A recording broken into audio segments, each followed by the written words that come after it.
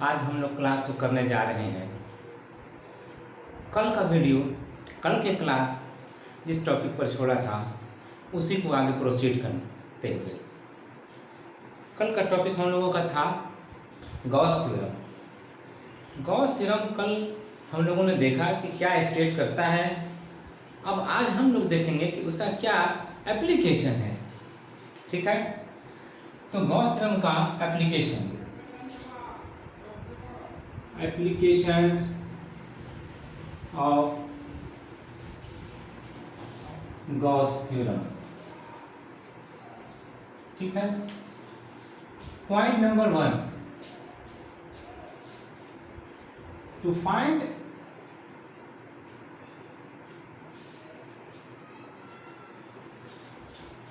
Electric field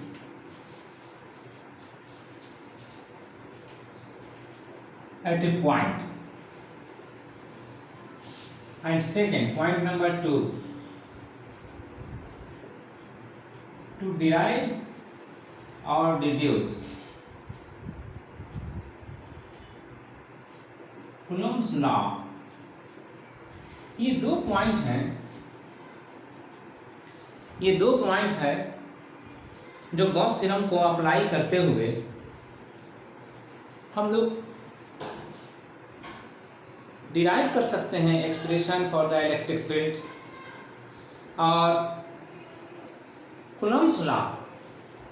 लेकिन हमारा पहला टारगेट अब इस बार है इलेक्ट्रिक फील्ड का।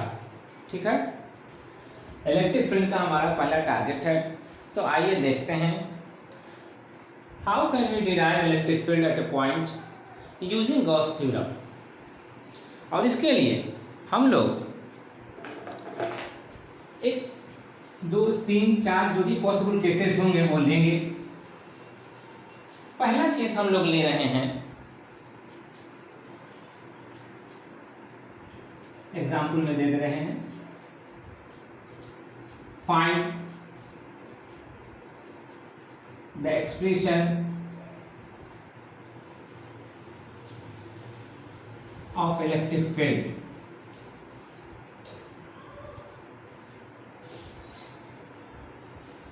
at a point due to a long thin straight conductor wire। ठीक है, तो लॉन्ग थिन रहना चाहिए, long thin straight conductor wire. और जैसे यहाँ पर मैं बना दूं फिगर, मान लिया जाए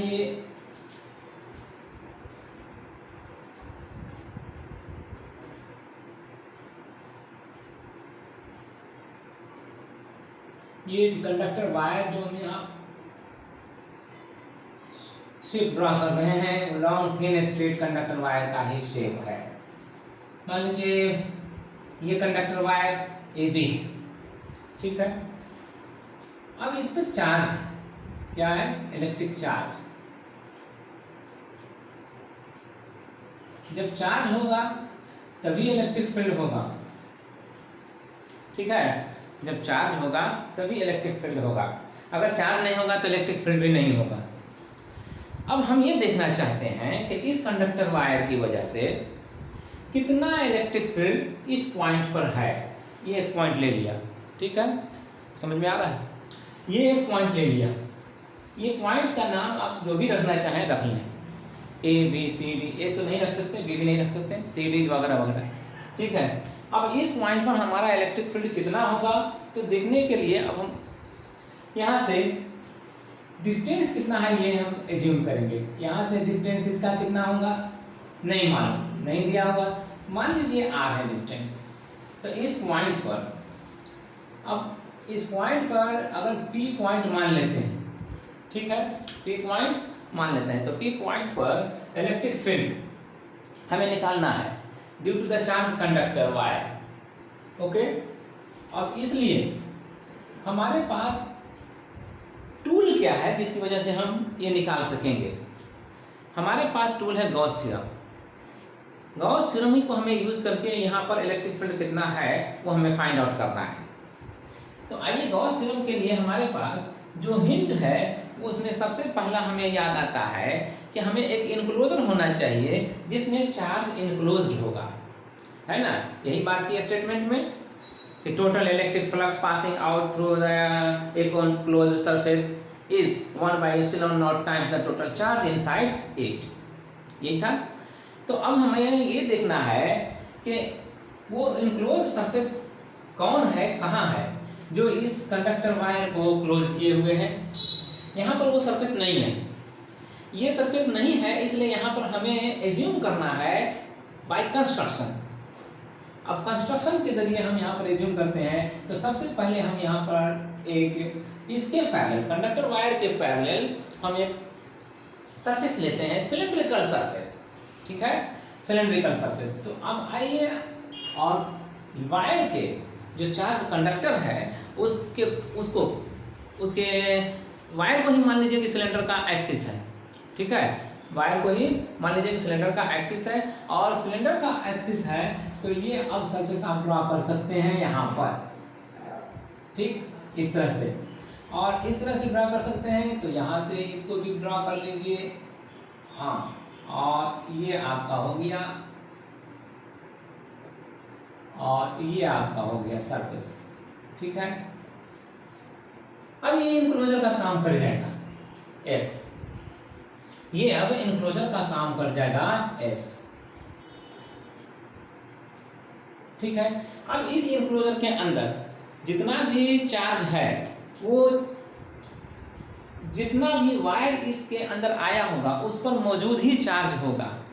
अब ये इनक्लोजर के अंदर कितना लॉन्ग कंडक्टर वायर आया, अब इस पे तो हमें कोई इन्फॉर्मेशन नहीं है, कोई जानकारी नहीं है, तो नहीं है, इसलिए हम इसको मान लेते हैं लेंथ h का। कितना? लेंथ h, ठीक है। अब इस h लेंथ का मानते हैं, तो अब इस लेंथ, जितना लेंथ इसके अंदर आया है उतने ही लेंथ के कंडक्टर पर चार्ज उसके अंदर रहेगा। अब उतना लेंथ पर भी कितना चार्ज है ये हमें निकालने के लिए एज्यूम करना पड़ेगा। कितना? तो मान लीजिए lambda, the amount of charge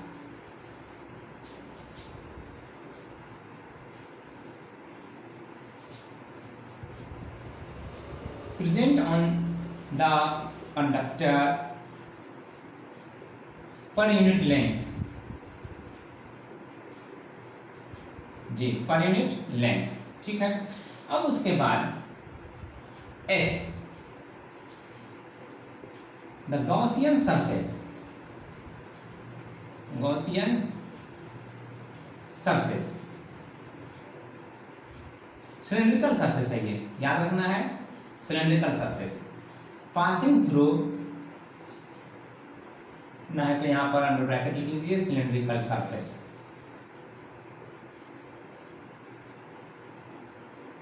ठीक है, passing through the point P, the point P where the electric field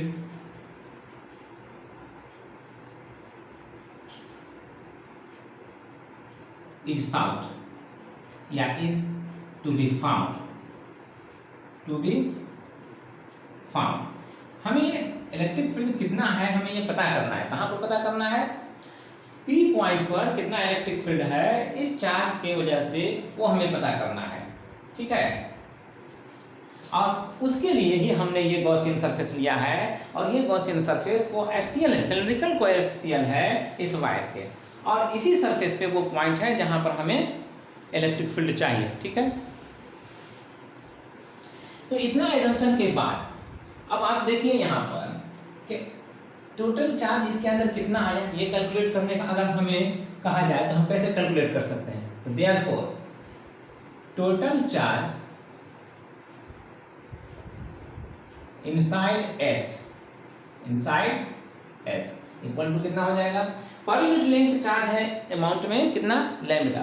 तो पर यूनिट चार्ज में चार्ज अगर अमाउंट में कितना है, लैम्डा है। तो एच लेंथ जो इसके अंदर है, यहाँ से यहाँ तक का लेंथ है, एच लेंथ पर कितना चार्ज आ पाएगा, इसके लिए हम क्या करेंगे, एच से मल्टीप्लाई कर देंगे लैम्डा को।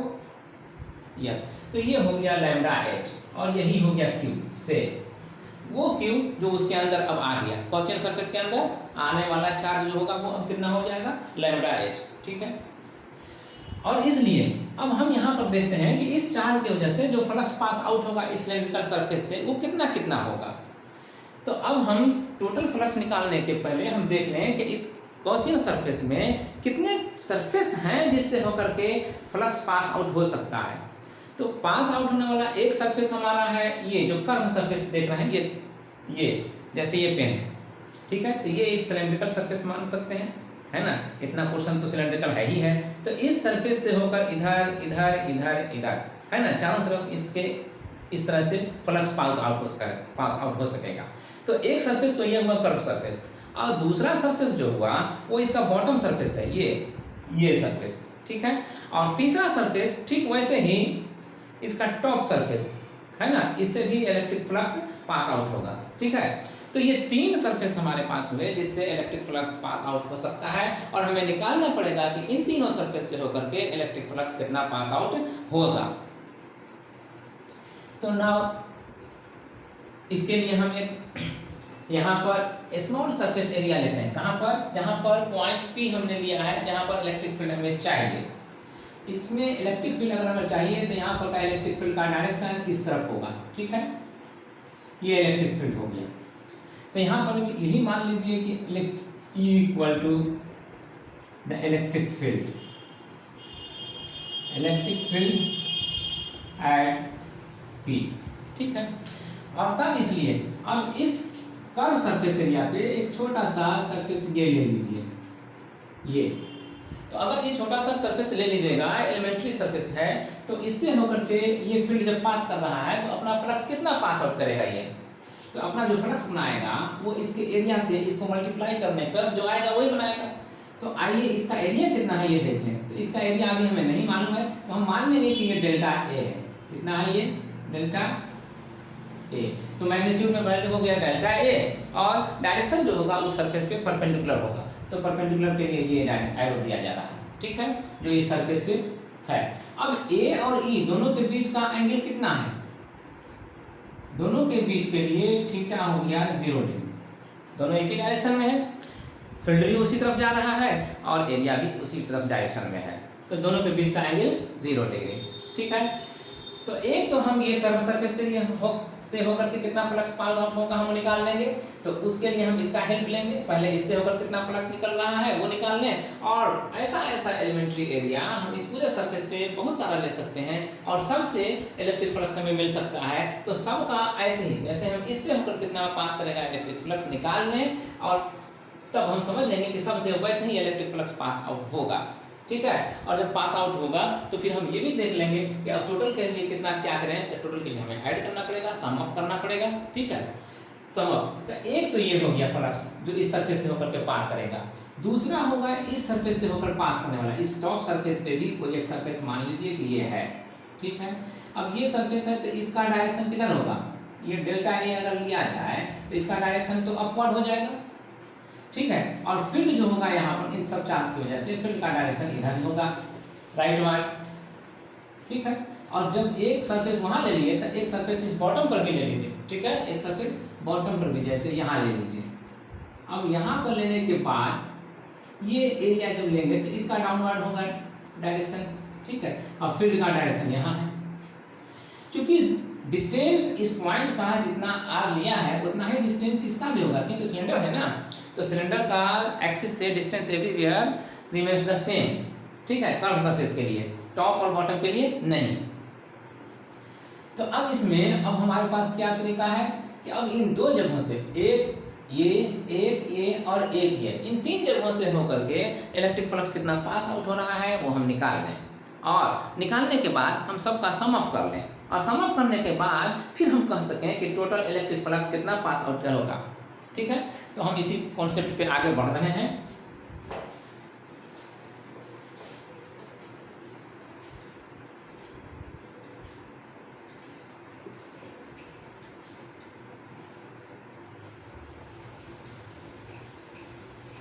आइए अब इसमें शुरुआत करते हैं हम यहाँ से। टोटल इलेक्ट्रिक फ्लक्स कितना होगा? तो therefore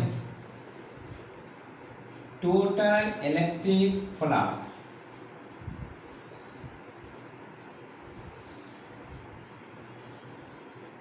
phi A through the enclosure S कितना हो जाएगा? phi A equal to phi 1 plus phi 2 plus phi 3, है ना?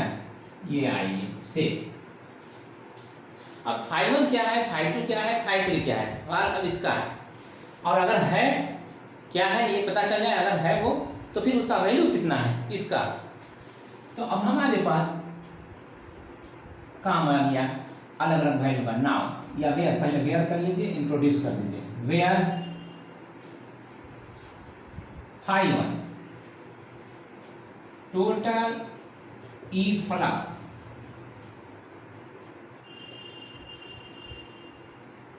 Through the curve surface area, ठीक है। phi 2, अच्छा इसका वैल्यू कितना होगा ये भी जान लीजिए, जब आ रहे हैं काम करने के लिए तो ये भी जान लें।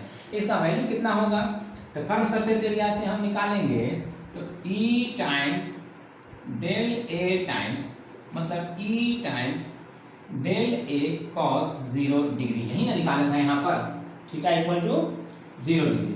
E और A दोनों पैरेलल है यहाँ पर जी, इसलिए तो अब इसका वैल्यू कितना होगा? E times del A, del A का समेशन यहाँ पर ले लीजिए। क्या करना है इसमें, क्योंकि आपको टोटल सरफेस एरिया से ये कर्व सरफेस एरिया से कितना इलेक्ट्रिक फ्लक्स पास आउट हो रहा है वो जानना है। तो वो हम इसके लिए मान रहे हैं phi 1। तो हम पहले इस एरिया से कितना पास आउट हो रहा है वो निकाल रहे हैं ना। तो जब वो निकाल रहे हैं तो इससे जितना पास आउट होगा उसका सम अप करना पड़ेगा। सम अप करने के लिए हम यहाँ पर सिंबल देते हैं इस सिग्मा का, ठीक है। तो अब ये सिग्मा का सिंबल देते हैं, तो अब ये सिंबल यहाँ पर आएगा। और cos 0 का वैल्यू कितना होता है? 1, एवरीबॉडी नोज cos 0 का वैल्यू 1। तो अब ये आइए, चूंकि E आपका कांस्टेंट है, ये सरफेस एरिया के लिए कांस्टेंट है, तो अब बचा क्या?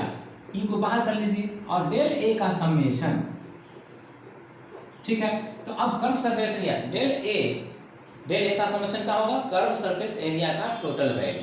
तो कर्व सरफेस एरिया सिलेंडर के लिए ना, सिलेंडर के लिए, तो सिलेंडर के लिए अगर निकालना होगा तब कितना आएगा? तो E times 2 pi R H, है ना, रेडियस r है इस सरफेस के लिए, रेडियस ये काम करेगा और h ये हाइट है सिलेंडर का, ठीक है, 2 पाई आर एच। ओके, अब उसी तरह से आइए phi 2 के लिए। अब phi 2 क्या है? तो phi 2 मान लीजिए कि ये है, इससे होकर पास कितना कर रहा है फ्लक्स वो, तो phi 3 नीचे वाला हो जाएगा जितना फ्लक्स पास करेगा नीचे बॉटम सरफेस एरिया से, ठीक है। तो लिखेंगे यहाँ पर E flux through the top surface area, through the top surface of S के टॉप सरफेस से होकर के जो फ्लक्स पास आउट हो रहा है वो कितना आएगा वो यहीं पर निकालते चले। तो अब देखिए यहाँ पर E जब आएगा, E तो इसी डायरेक्शन में है, E इसी डायरेक्शन में है, तो यहाँ पर जो सरफेस है वो डेल A है, तो इसका डायरेक्शन इधर है। तो अब A और E दोनों के बीच का एंगल कितना हो गया? यहाँ पर theta equal to 90 degree, yes. तो थीटा इक्वल टू 90 डिग्री, तो आप लिख सकते हैं summation of E times del A cos 90 degree, ठीक है। अब cos 90 डिग्री है, तो अब बोलिए cos 90 डिग्री का वैल्यू कितना होता है? 0, यस। तो 0 होता है, तो ये वैल्यू अगर यहाँ पर पुट अप करें 0, तो ये टोटल वैल्यू कितना आ जाएगा? इसका टोटल वैल्यू हो जाएगा 0। मतलब ये हुआ कि phi 2 जो हुआ वो 0 वैल्यू आया, ठीक है, phi 2 0 हो गया। तो इसी तरह से phi 3 जो यहाँ पर हम लेंगे इस बॉटम सरफेस एरिया से होकर पास करने वाला इलेक्ट्रिक फ्लक्स वो भी 0 होगा। तो अब हमें इतना कैलकुलेट करने की जरूरत है? आप शायद समझ रहे हैं क्या कहा? नहीं, ठीक है, आप समझ गए। तो नहीं, अगर करने की जरूरत है तो भी लिखना तो चाहिए हमें, हम लिख देते हैं। तो like wise total E flux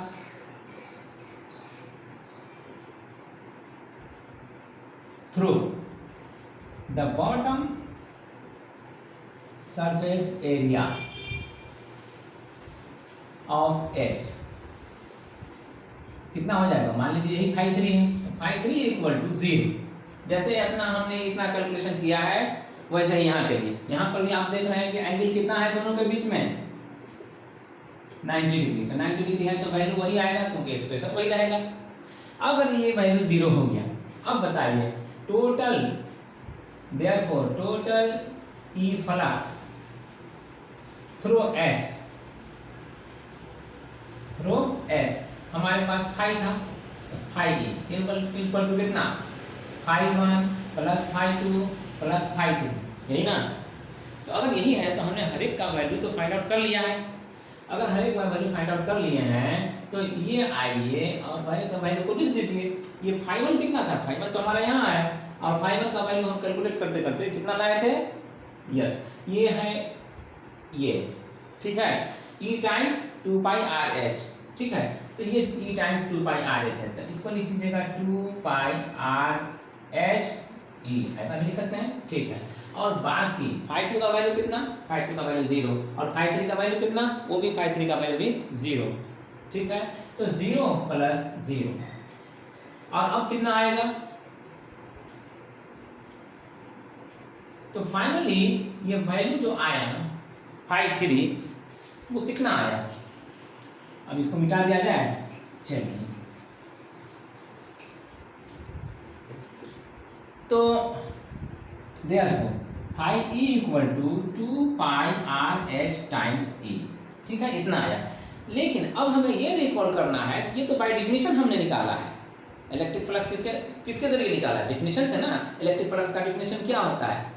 dot product of electric field and surface area, yes, ठीक है, dot product of electric field and surface area. तो हमने डेफिनेशन से इसका फ्लक्स निकाला है। लेकिन अगर आप गॉस थ्योरम को रिकॉल करें तो गॉस थ्योरम का स्टेटमेंट क्या है इलेक्ट्रिक फ्लक्स के तरफ? वो तो ये हमें बताता है कि जितना भी किसी इनक्लोजर से इलेक्ट्रिक फ्लक्स पास आउट होगा वो कितना होगा? 1/ε0 टाइम्स Q, ठीक है, total charge inside the enclosure. Q क्या है? Total charge inside the enclosure. और तब इसलिए हम यहाँ पर लिखेंगे but phi equal to 1/ε0 times Q जी by Gauss theorem, Gauss theorem, ठीक है, यस। तो अब इतना जान गए तो अब क्या बचा? अब आपके पास बहुत ही सिंपल वे रह गया है, और वो सिंपल वे, यस, ठीक कहा आपने। तो वो सिंपल वे क्या है? दोनों तरह से जो हमने इलेक्ट्रिक फ्लक्स निकाला है वो दोनों इक्वल होगा, क्योंकि दोनों ही सेम सरफेस से होकर पास करने वाला इलेक्ट्रिक फ्लक्स है। फर्क सिर्फ ये है कि एक डेफिनेशन से निकला है और दूसरा गॉस थ्योरम के स्टेटमेंट से निकला है। तो इसलिए अब हम दोनों को इक्वल करेंगे तो हम क्या लिखेंगे? ये वैल्यू और ये वैल्यू दोनों इक्वल करेंगे। तो therefore 2 pi R H times E equal to 1/ε0 times Q, ठीक है। और तब E का वैल्यू निकालने के लिए ये 2 पाई आर एच को आप ले जाएंगे राइट साइड, तो 1/2 पाई और तब ε0 लिखिए और ये Q लिख लीजिए, और फिर ये R आया है और H आया है वो लिख लीजिए, R और H डिनोमिनेटर में आएगा, ठीक है। लेकिन एक बात फिर मैं याद दिलाऊंगा, ये Q क्या था? जब तक ये Q हमारे पास अननोन है तब तक हम किसी न किसी के टर्म में जान लेंगे इसको। Q हमने बताया था वो लैम्बडा H था ना, लैम्बडा H, यस। तो अब हम 2 पाई ε0 टाइम्स Q को रिप्लेस कर दीजिए लैम्बडा H से, तो लैम्बडा H ये हो गया और R H ये हो गया। क्या H और H कैंसिल हो सकता है? बेशक। तो अब आप कहिए कि E इक्वल टू कितना? 1/2 पाई ε0 टाइम्स लैम्बडा बाई R, ठीक है। और चूंकि ये इतना हो रहा है तो आप कह दीजिए कि इलेक्ट्रिक फील्ड का एक्सप्रेशन यही हो गया। अब इसमें क्या रहा, कुछ तो रहा नहीं, ये आर डिस्टेंस है जो जिस कंडक्टर की वजह से हमें इलेक्ट्रिक फील्ड का एक्सप्रेशन चाहिए उससे। तो ये कंडक्टर है और इससे हमें आर डिस्टेंस से पार्ट इस पॉइंट पे इलेक्ट्रिक फील्ड चाहिए, तो ये डिस्टेंस हमें नोन है। जब न्यूमेरिकली नोन रहेगा तो हम इसमें उसका वैल्यू लिखेंगे, और जब हमारे पास न्यूमेरिकली नोन नहीं है तब इसको हम आर रहने देंगे। ठीक है, अब जाकर के लैम्बडा क्या है, तो लैम्बडा तो हमारे लिए पर यूनिट लेंथ इस चार्ज कंडक्टर पर रहने वाला चार्ज था। जो कंडक्टर चार्ज है उस कंडक्टर पर यूनिट लेंथ कितना चार्ज है वो हमें लैम्बडा है। तो हम अब ई को इसी के टर्म में बताएंगे। तो यहाँ अब एक और काम कीजिए, हमें याद आता है, अगर हम इसे 2 से मल्टीप्लाई कर दें तो मेंटेन करने के लिए हमें ऊपर में 2 मल्टीप्लाई करना चाहिए।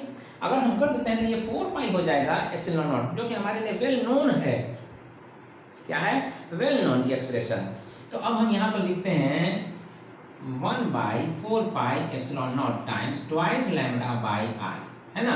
यस, तो अब ये E इक्वल टू हो गया यही, E इक्वल टू जो आया expression 1/4 pi epsilon naught times 2 lambda twice lambda by R. ठीक है, यस। तो अब ये हमारे पास ये नोन है, के का वैल्यू है, और ये के का वैल्यू क्या है, अगर एयर है, एयर तो है ही है, एप्सिलॉन नॉट है तो एयर ही है, उसी के लिए मीडियम के लिए लिया गया है। तो अब इसका होल वैल्यू हो जाएगा 9 × 10⁹ तो जब भी आपको कैलकुलेशन करना होगा वहाँ पर इसका पूरा वैल्यू रखिएगा। ठीक है, कितना, 9 × 10⁹ और जो लैम्बडा का वैल्यू अकॉर्डिंग टू क्वेश्चन होगा दिया हुआ वो रखिएगा, आर का वैल्यू रखिएगा जो दिया हुआ वो क्वेश्चन वो रखिएगा, तब जाकर के कहीं वो इलेक्ट्रिक फील्ड निकल जाएगा वैल्यू में। ये हमारे लिए एक्सप्रेशन है अभी।